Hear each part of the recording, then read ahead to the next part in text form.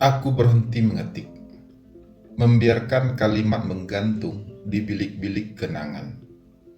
Ku cari huruf dan angka yang masih tertinggal di wajah Rafki.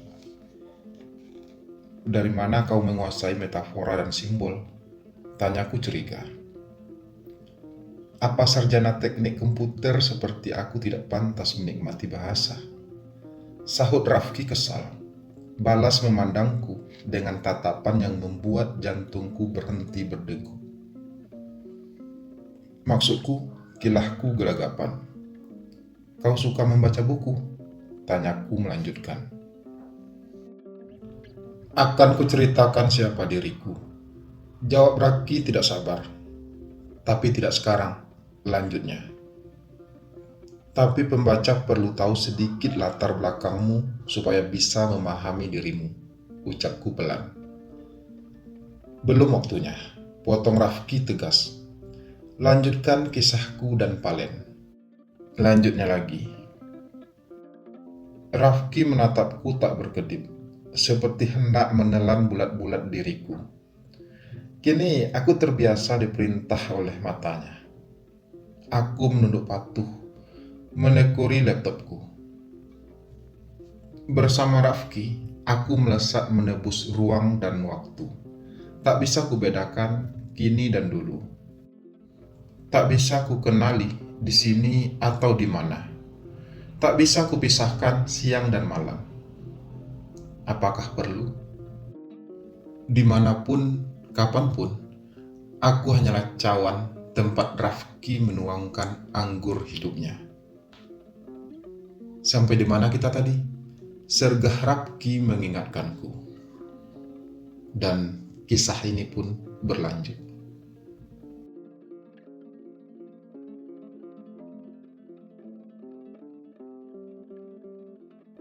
Aku sibuk, Rap. Desahku bingung di gagang telepon.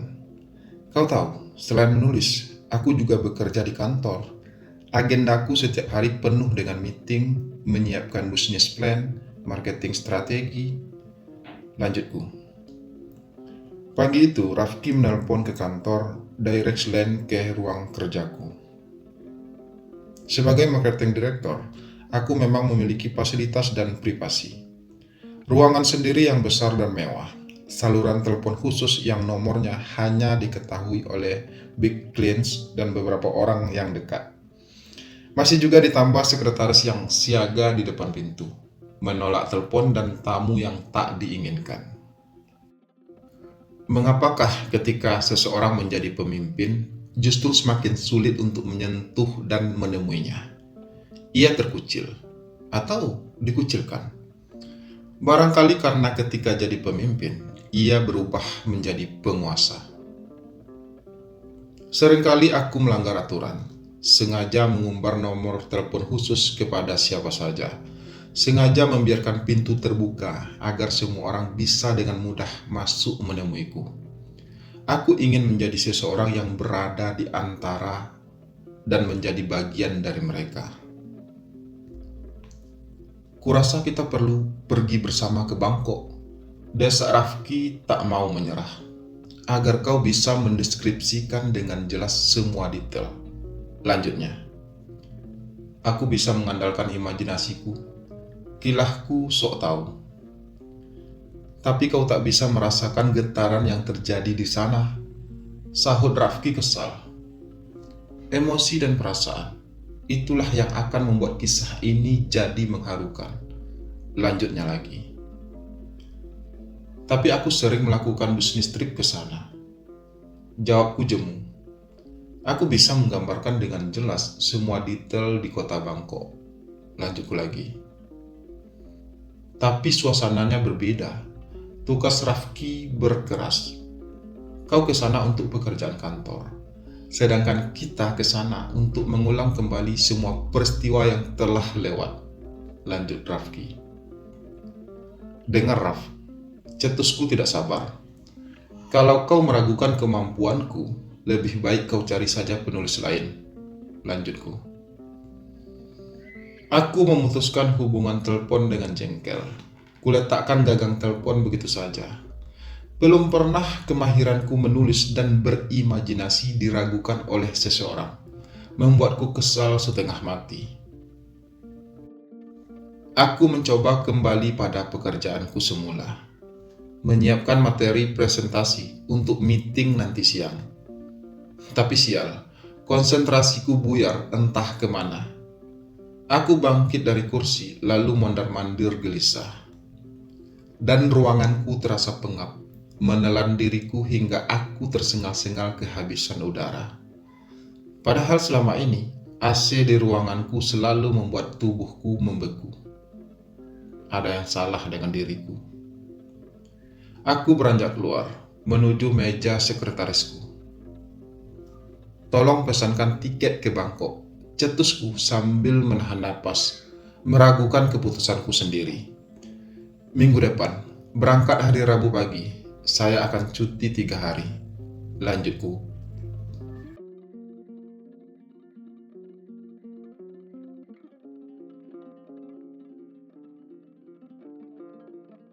Taksi menurunkan aku dan Rafki di depan Soi Pratuchai, gang kecil di pinggir Suriwong Road. Kami mengambil koper dalam bagasi, lalu berjalan sedikit hingga menemukan penginapan nomor 38. Aku menengadah, melihat papan nama yang tergantung di luar bangunan. Taksi menurunkan Rafki dan Valen di depan Soi Pratuchai, gang kecil di pinggir Suriwong Road. Dengan sigap, Rafki membantu Valen menurunkan koper dari dalam bagasi. Mereka berjalan kaki sedikit hingga menemukan penginapan nomor 38. Valen menengadah, membaca papan nama yang tergantung di tembok luar bangunan. Jihos, penginapan mungil bergaya artistik. Tangganya yang menghubungkan ke setiap lantai terbuat dari kayu jati. Dindingnya yang dicat putih bersih, dihiasi deretan lukisan bergambar guci antik. Mengingatkan pada gaya khas rumah peristirahatan di pinggir kota London. Hangat, nyaman, membuat betah. Seorang perempuan lugu yang bertugas sebagai penerima tamu mengantarkan aku dan Rafki naik ke lantai 1. Ia berlalu setelah kami sampai di depan pintu kamar. "Jadi, di sini kalian berbulan madu?" tanyaku menggoda. Tapi begitu melihat tanda-tanda bahwa Rafki tersinggung, aku segera meralat kalimatku. "Maksudku, di sini kalian menghayati cinta yang terjadi di antara kau dan Valen?" tanyaku. Istilah yang sengaja kupinjam dari kata-kata Rafki tak berhasil menyelamatkan keadaan.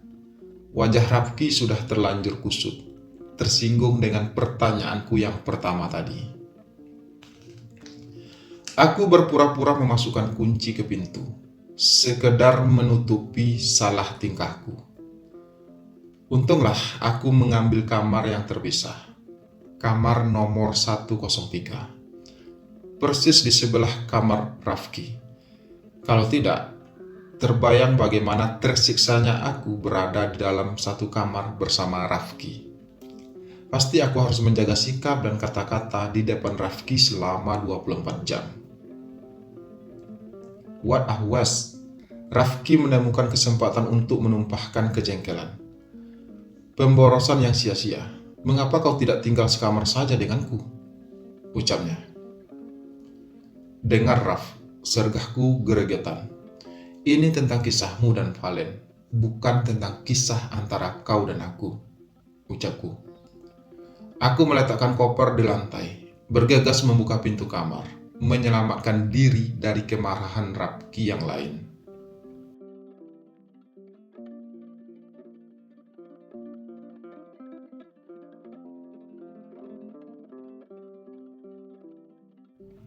Valen meletakkan koper di lantai dengan hati-hati, perlahan-lahan membuka pintu kamar. Lalu tercengang menyaksikan keadaan di dalam. Kamar ini sangat menawan, dan untuk menempati kamar seindah ini, mereka hanya harus menebus dengan harga 600 baht. Betul-betul sangat murah. Kamar nomor 104, berukuran sekitar 4 kali 6 meter, persis menghadap ke arah jalan di depan.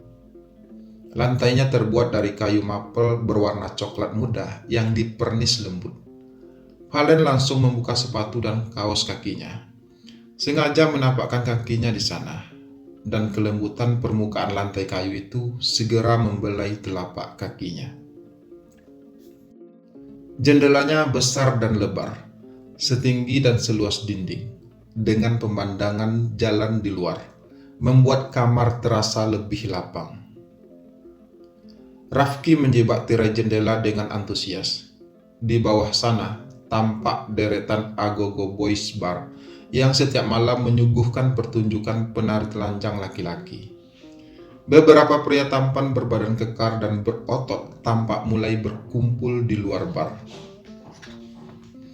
saling memancarkan pesona diri untuk menarik perhatian turis yang lalu lalang.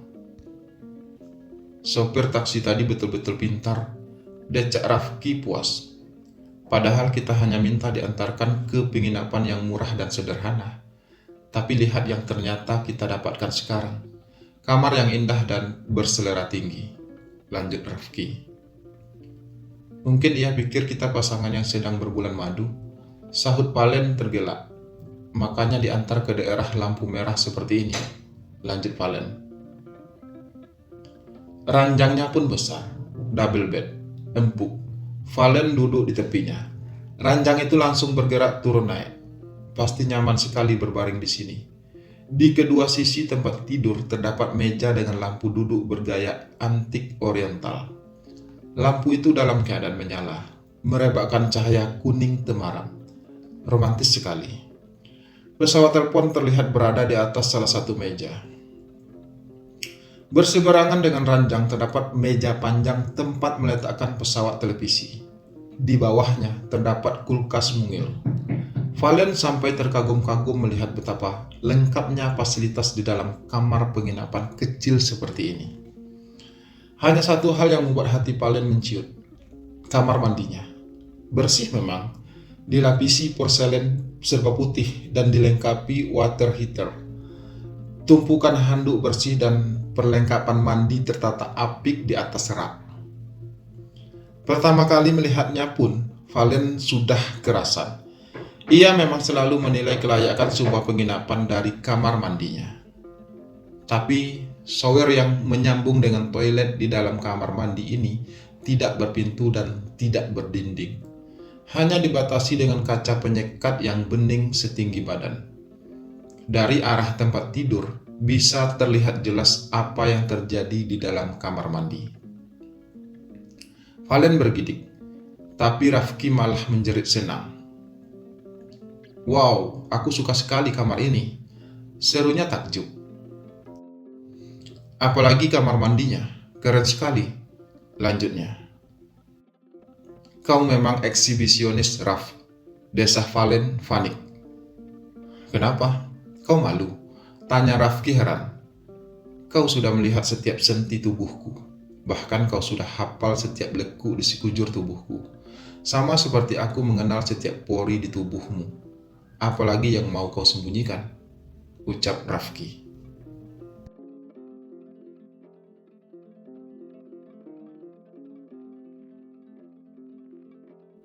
Tak ada monumen yang dibangun dalam satu malam. Pondasi itu mulai dibangun setingkat demi setingkat, hingga akhirnya tinggi menjulang, kokoh, kuat, tak tergoyahkan oleh tiupan angin. Badai sekalipun hanya akan menumbangkan, tapi tidak sanggup mencabut hingga ke akarnya. Tunasnya masih tetap tumbuh. Bukankah seperti itu yang semua orang harapkan dari cinta? Cinta menguasai diri dan hati kita. Cinta telah membutakan mata, menyengsarakan atau membahagiakan. Tetap saja cinta. Cinta memang selalu melenakan, membuat kita tak pernah rela kehilangan. Valen memberikan seluruh yang dimilikinya kepada Rafki. Hatinya, perasaannya, pikirannya, perhatiannya. Lebih dari yang bisa dilakukan oleh seorang perempuan. Cinta yang diberikan Valen seperti tumbuhan menjalar yang perlahan-lahan merayapi seluruh tubuh Rafki. mengikat Rafki hingga tak sanggup menjauh lagi dari Valen. Mereka seperti diciptakan untuk saling melengkapi. Yang satu kuat, yang lain lemah. Yang satu tegas dan meledak-ledak, yang lain mengalah. Rafki dan Valen adalah matahari dan bulan, langit dan bumi, api dan air, berseberangan tapi saling mengisi, bertolak belakang tapi berpasangan. Setiap kali mereka berjalan bersisian, ada saja lelaki yang melirik cemburu ke arah mereka. Barangkali iri melihat kemesraan mereka. Tapi banyak juga yang terang-terangan sengaja menatap, memandangi tanpa berkedip. Rafki sering salah tingkah, melihat malu-malu dengan sudut matanya. Valen lebih banyak tak peduli. Kenapa mereka memandangi kita ya? Bisik Rafki rikuh, memacu langkahnya lebih cepat. Mereka sendiri kan tampan dan keren, lanjutnya. Jangan terkecoh mengagumi mereka, Raf, sahut Valen kalem. Kudengar pria Thailand senang sekali operasi plastik. Wajah mereka yang tampan karena polesan silikon, lanjut Valen. Ah, bilang saja kau tidak rela aku melirik cowok lain, ucap Rafki. Bukan kau yang melirik mereka, Raf, tapi mereka yang mencuri pandang ke arahmu, berusaha menarik perhatianmu, ucap Valen. Kedengarannya kau cemburu, ucap Rafki lagi. Aku memang tak mau kehilangan kamu, Raf, jawab Valen. Perlahan Rafki menyentuh tangan Valen. Aku tak akan pergi, Val. Aku akan selalu berada di sampingmu, ucap Rafki penuh perasaan.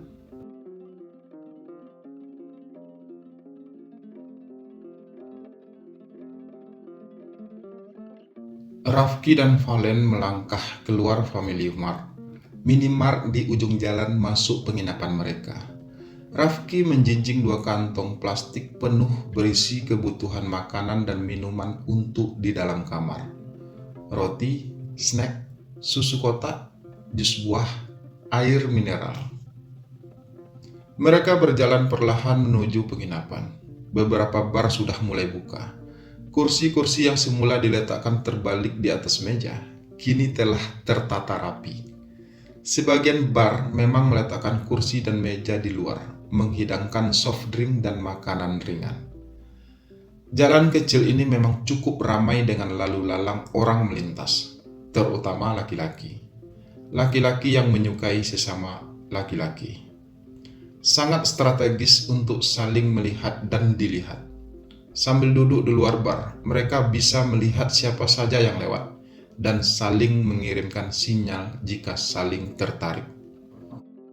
Ketika mereka melintas, seorang pria asing tampan mengerlingkan sebelah matanya kepada Rafki.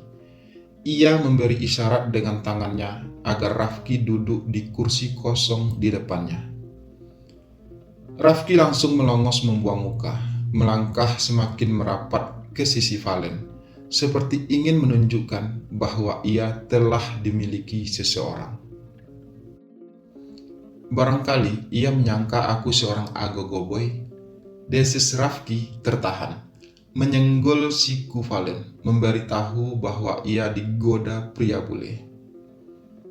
Kau terlalu tampan untuk jadi lelaki bayaran, sahut Valen menenangkan.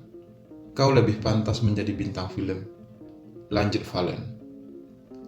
Menurutmu, berapa harga yang pantas untukku kalau aku menjadi agogo boy? Tanya Rafki penasaran. Tidak ternilai, jawab Valen sungguh-sungguh. Aku tidak akan mau menukarmu dengan harga berapapun, Raf, lanjut Valen. Kecuali kalau terpaksa, tukas Rafki mulai bisa tergelak. Kalau kita kehabisan uang, lanjutnya. Sekejap Valen menatap Rafki dengan pandangan memuja. Aku tidak akan pernah merasa kehabisan apapun, tidak akan pernah merasa kekurangan sesuatu pun selama aku masih memilikimu, ucap Valen. Rafki meringis bahagia, melingkarkan lengannya ke bahu Valen.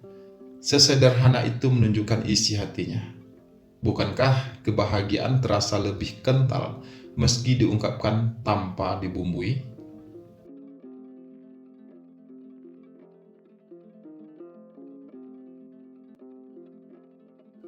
Rafki dan Valen berdiri berjajar di depan box telepon umum. Mereka menyelipkan international phone card, lalu menekan serangkaian nomor, menghubungi pacar masing-masing di tanah air.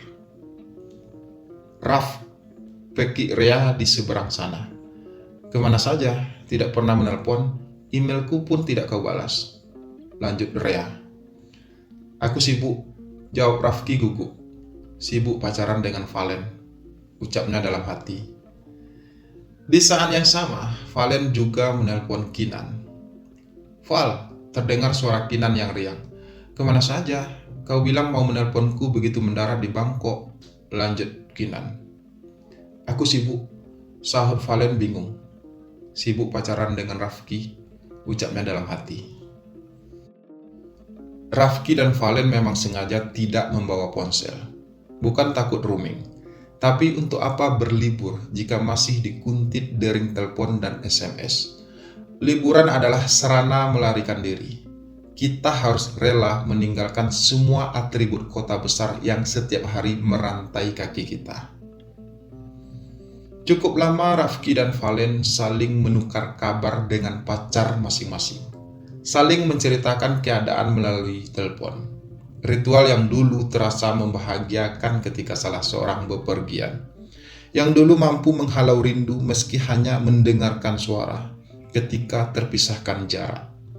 Kini bagi Rafki dan Valen, tak ubahnya seperti membacakan laporan resmi yang disusun dengan kalimat-kalimat panjang menjemukan. Tak ada getaran sedikit pun. Kini terasa menyiksa, entah mengapa. Rindu telah lari terbirit-birit, digusur penghuni baru yang ingin memugar rumah usang yang telah lama mendekam di dalam hati, menjadi gedung yang lebih indah. Percakapan silang di antara dua negara lebih menyerupai basa-basi. Rafki dan Valen ingin secepatnya mengakhiri, tapi terlanjur terikat dengan peraturan yang tidak tertulis, tapi disepakati. Minimal harus bicara lebih dari 10 menit untuk menjaga perasaan, agar lawan bicara tidak tersinggung. Ketika pembicaraan selesai, Rafki dan Valen seperti terbebas dari hukuman gantung. Mereka meletakkan tangkai telepon sambil menghela napas lega. Lalu sama-sama menoleh dan bertatapan dalam diam. Menyadari telah merangkai dusta kepada kekasih masing-masing. Valen didera perasaan bersalah, tapi Rafki segera merangkul pundak Valen. Ayo, kita nikmati saja kebersamaan kita ini, kata Rafki menghibur. Selama masih bisa, lanjutnya.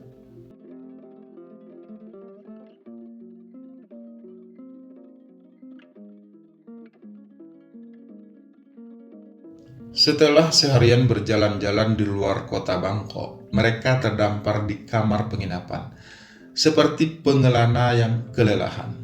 Rafki mengempaskan tubuhnya ke atas ranjang, tidur telentang, memaksa melepaskan sepatu dengan kaki. Lalu kedua kakinya melemparkan sepatu itu hingga teronggok di sudut kamar. Meskipun sama letihnya, Valen tidak langsung merebahkan diri ke tempat tidur. Ia lebih memperhatikan keadaan Rafki. Seperti biasa, ia bersimpuh di hadapan Rafki, rela merendahkan dirinya untuk melayani lelaki yang dipujanya. Dengan lemah lembut, ia membuka satu persatu kancing jaket Rafki, melepaskan kaosnya, mempersembahkan cinta tanpa celah. Ketika Valen akan membuka celana Rafki, sekonyong-konyong Rafki menegakkan tubuhnya, mendorong Valen jauh-jauh sampai pemuda itu jatuh terjerembab ke lantai. Tapi Rafki tidak tersentuh sedikit pun. Ia malah mengenakan kembali kaos dan jaketnya. Jangan ganggu aku, cetus Rafki garang. Biarkan aku sendirian, lanjutnya. Valen sampai tak mengenali suara Rafki. Suara Rafki yang biasanya berlumur perlindungan dan kasih sayang. Sekarang terdengar kasar dan tegar. "Ada apa, Raf?" tanya Valen terperanjat. "Aku rasa semua ini salah. Yang terjadi di antara kita, hubungan kita." Rafki meracau tak jelas. Bergegas, ia mengenakan kembali sepatu yang tadi dibuangnya, lalu menyambar kunci kamar. "Aku harus pergi, sendirian," lanjutnya. Sendirian. Sudah lama kata itu menyingkir dari kehidupan mereka. Sudah lama kata itu dimuseumkan. Haram untuk dijamah. Tapi kini Rafki mengingkarinya. Ia pergi keluar sambil membanting pintu seorang diri. Tinggal Valen meringkuk tak berdaya di lantai, seorang diri. Seperti sisi uang logam yang semula merekat kuat, kini pecah menjadi dua keping yang lepas. Mengapakah tak pernah ada lem yang sempurna? Valen merejam dadanya, merasakan sebelah hatinya terenggut. Pedih, pedih sekali.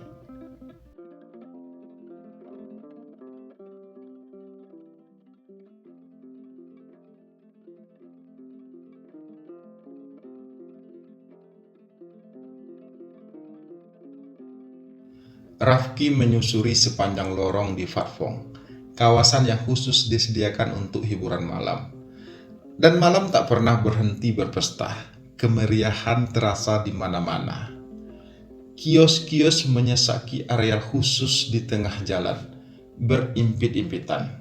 Tak memberikan celah bagi pejalan kaki, sehingga semua orang harus berjalan berdesak-desakan. Berbagai barang dijual di sana, pakaian, arloji, tas, sepatu, souvenir, buku, makanan, semua aroma bercampur aduk jadi satu. Rafki memilih melintas di tepi jalan, melewati deretan bar-bar yang menyuguhkan tari striptease perempuan yang live show, percintaan laki-laki dan perempuan, pertunjukan paling primitif tapi paling laris dijual. Para penjaga berdiri di luar bar dan dengan penuh semangat membujuk pejalan kaki untuk berkunjung. Berlomba-lomba menawarkan harga paling murah. Cukup hanya membeli minuman sudah bisa menikmati pertunjukan striptease gratis. Bukan gara-gara rayuan penjaga yang membuat Rafki akhirnya berbelok mendekati sebuah bar. Rafki memang sengaja ingin pergi ke sana. Kepalanya serasa akan pecah, pening memikirkan percintaan yang tengah terjadi antara dirinya dan Valen. Kadang-kadang pertanyaan itu mengusik pikirannya. Munculnya pun tiba-tiba, bahkan di saat ia tengah bermesraan dengan Valen. Selama beberapa hari ia berusaha menghalaunya, tapi malam ini ia sudah tidak kuat lagi menahannya. Mengapa aku harus terjerumus dalam hubungan cinta sejenis seperti ini?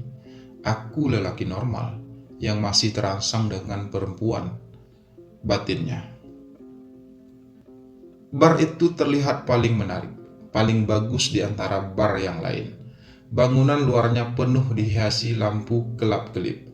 Pintunya tidak ditutup, sehingga dari tepi jalan tadi Rafki bisa melihat pertunjukan yang berlangsung di dalam.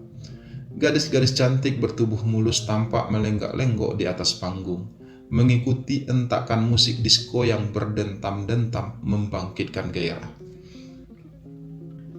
Begitu Rafki memperlihatkan tanda-tanda tertarik untuk singgah, penjaga bar langsung menghampirinya dengan sukacita. Dengan keramahan berlebihan, ia menggamit Rafki memasuki bar.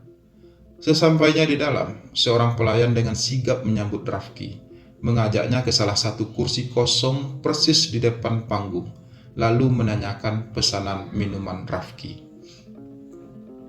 Pengunjung di sana tidak terlalu penuh, sehingga kedatangan Rafki langsung menyita perhatian para penari. Mereka langsung berlomba-lomba mendemonstrasikan secara dramatis kemolekan tubuh mereka, mengirimkan lirikan mengundang kepada Rafki. Panggung itu berbentuk melengkung menyerupai huruf U dan dipenuhi dengan tiang-tiang besi. Tiang-tiang yang berfungsi untuk alat bantu para penari memeragakan kebolehan mereka merangsang pengunjung. Ada sekitar 70 penari yang berdiri di atas panggung. Rafki mengedarkan pandangannya tanpa berkedip, mengamati para penari bertubuh indah itu satu persatu. Pin bundar bertuliskan nomor urut disematkan di luar celana G-string mereka. Kulit mereka putih mulus, hampir semuanya berambut panjang yang dicat kecoklatan. Rupanya cantik, yang identik dengan putih dan pirang juga melanda sampai ke Thailand.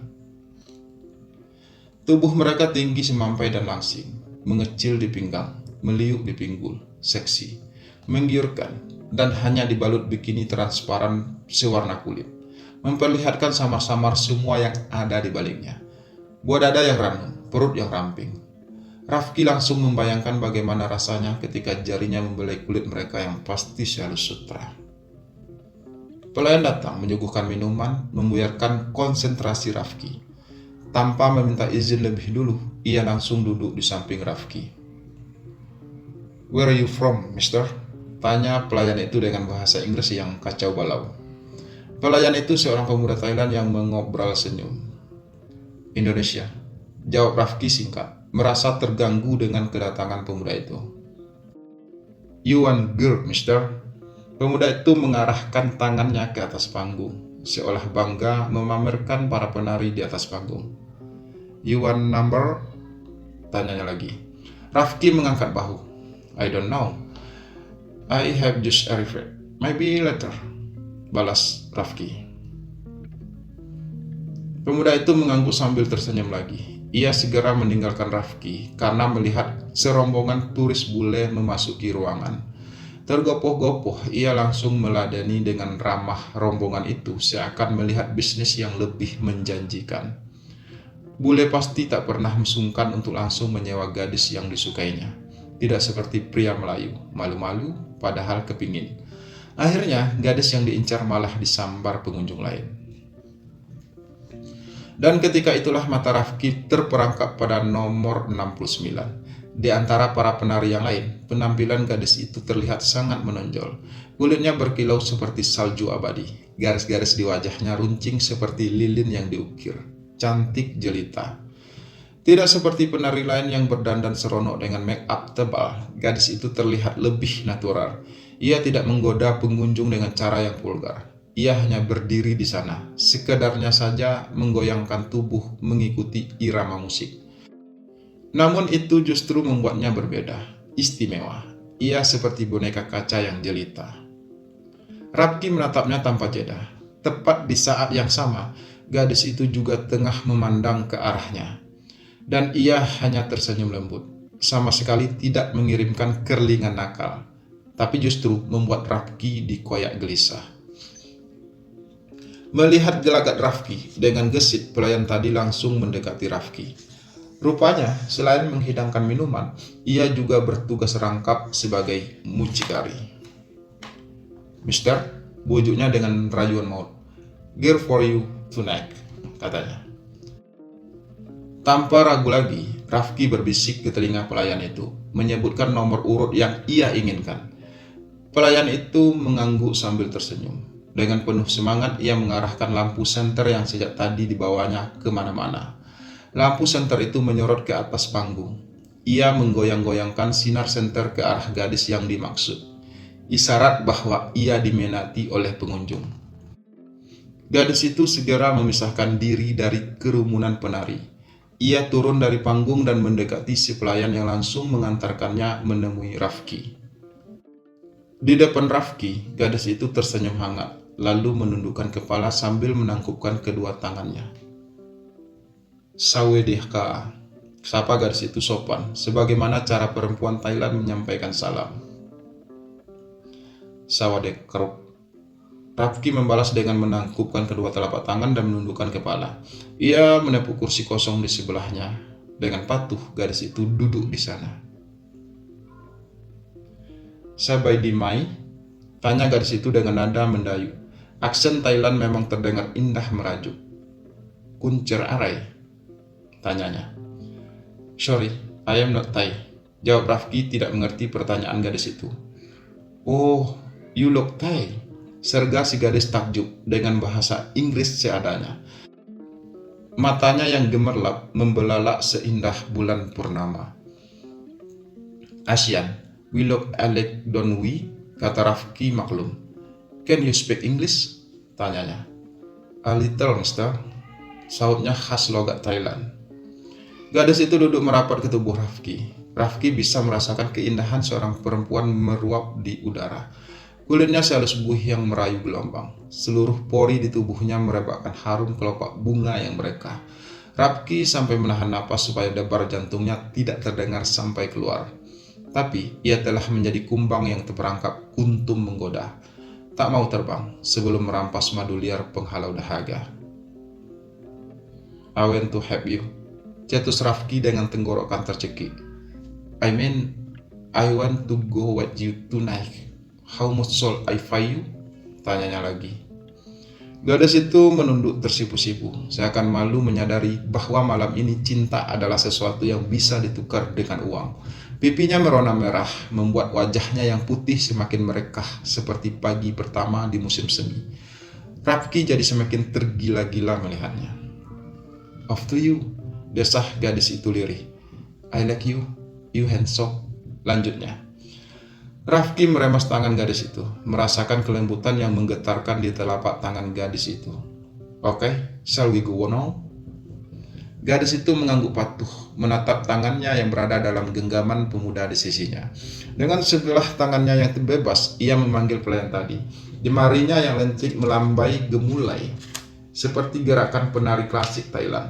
Seolah mengerti syarat yang diberikan, pelayan itu bergegas datang membawa tagihan. Perlahan gadis itu bangkit sambil menunjuk bikininya, mengatakan dengan bahasa isyarat bahwa ia harus ke dalam sebentar untuk menukar pakaian. Ia melepaskan genggaman tangan Rafki. Dengan tidak rela, Rafki mengikuti dengan matanya ketika gadis itu menyelinap ke balik panggung. Si pelayan membuyarkan lamun Rafki dengan menyodorkan kertas tagihan. Rafki tidak sadar lagi berapa ribu baht yang ia keluarkan dari dalam dompet. Selain untuk melunasi minuman, ia juga harus membayar komisi karena membawa pulang seorang penari. Belum lagi tarif untuk si gadis itu sendiri. Tapi Rafki tidak peduli, meskipun ia harus mengeluarkan ribuan baht lagi. Ia begitu ingin memiliki gadis itu malam ini. Si pelayan yang justru tanpa ragu-ragu menyebutkan angka yang harus ditebus Rafki untuk membawa pulang gadis itu. 2,000 baht, okay? You pay her after finish, katanya. Gadis itu sudah muncul lagi di sana dengan kaos ketat yang bergaya modern dan celana jeans trendy. Ia tidak tampak lagi seperti gadis penghibur. Kini ia lebih terlihat seperti gadis modis pada umumnya. Rafki sampai terpukau memandangnya, pangling melihat penampilan gadis itu. Refleks, ia menggandeng tangan gadis itu, seperti tak rela jika gadis itu disambar lelaki lain. Rafki mendekap gadis itu dan mengajaknya melangkah keluar. Dengan mesra, gadis itu melingkarkan lengannya ke tubuh Rafki yang kekar. Mereka lebih tampak seperti sepasang kekasih daripada seperti laki-laki hidung belang yang berkencan dengan perempuan malam.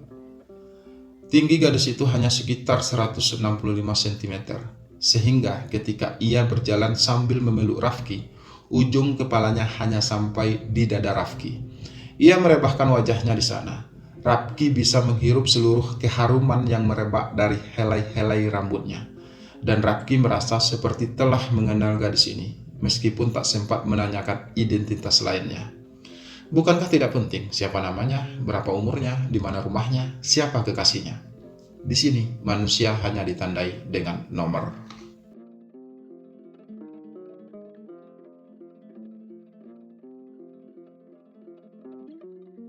Selalu diperlukan ruang tertutup yang tak bermata dan tembok yang tak bertelinga untuk melakukan penyelewengan. Tidak boleh terdengar sampai keluar, tidak boleh tersiar melintasi pintu. Semua yang terjadi harus berakhir di sini. Semua saksi pun tutup mulut sampai mati. Begitulah pengkhianatan harus dikubur selamanya. Gadis penghibur itu membawa Rafki ke kamar sewaan yang murah di lorong sempit. Keadaannya kusam dan mesum. Dindingnya mengelupas di sana-sini, sinar lampunya pun menggeliat malas-malasan. Ia mencium Rafki sedemikian rupa, mencekram tubuhnya. Dengan lihai, ia melepaskan pakaian Rafki seluruhnya. Setiap pori di tubuh Rafki adalah tenar rentak yang merindukan tetesan hujan. Lapisan kulitnya adalah hamparan salju yang membantu menantikan kehangatan. Rafki tak mampu menahan diri lagi. Ia menerjang, merampas, menguasai, digedor oleh tekadnya untuk membuktikan kemampuannya sebagai lelaki sejati. Meyakinkan dirinya bahwa ia masih lelaki normal yang menginginkan setiap jengkal tubuh perempuan. Ia hanyalah petualang yang tersesat di belantara cinta Valen. Bukan karena ia jijik pada Valen, tapi karena ia takut. Ternyata dari hari ke hari, ia malah semakin mencintai Valen.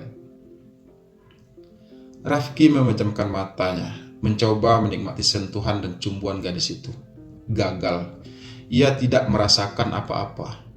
Hatinya meronta, mencari-cari apa yang salah. Rafki mengerahkan konsentrasinya kuat-kuat. Tapi justru bayangan itu yang berkelebat di sana. Wajah Valen yang tampan memerkosa pikirannya. Rafki mendorong tubuh gadis itu jauh-jauh. Gadis itu sampai terperangah bingung. Dengan tubuh bergetar hebat, Rafki menjatuhkan diri ke kasur sambil meremas kepalanya. Seperti serdadu di medan perang yang telah melemparkan pedangnya tanda menyerah. Untuk pertama kali dalam hidupnya, ia merasa lumpuh. Kejantanannya tidak bisa berfungsi. "I am so sorry," desa Rafki dengan wajah tertekan. "I cannot do this. You don't better go home now. I will find you. Don't worry." Gadis itu merosot tersungkur ke lantai menahan pilu, mendekap tubuhnya yang menjerit, seperti buku yang terlanjur dirobek tapi tak jadi dibeli.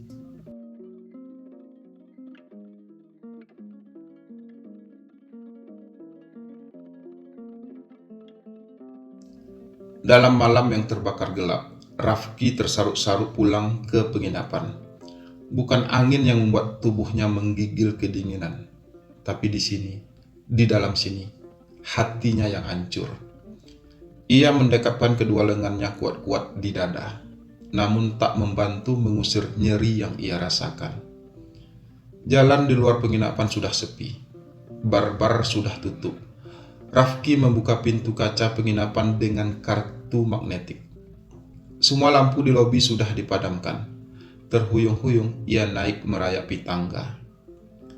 Ketika sampai di depan kamar dan membuka pintu, langkahnya terhenti. Lama ia hanya tertegun, berdiri membisu di ambang pintu. Di sana, di atas tempat tidur yang lengang, ia melihat Valen meringkuk berselimutkan sepi. Rafki merasakan sembilu menusuk-nusuk sanubarinya. Mengapa? Mengapa ia tega mengkhianati lelaki yang begitu baik ini? Kesanalah aku akan kembali, ke peraduan cintaku yang hakiki, tempatku mengerti semua mimpi. Rafki berjanji dalam hati untuk memperbaiki segalanya, untuk mencintai Valen dengan sepenuh hatinya, untuk setia kepadanya. Rafki akan membuktikannya. Sekarang, malam ini juga. Tak perlu menunggu sampai matahari terjaga esok pagi.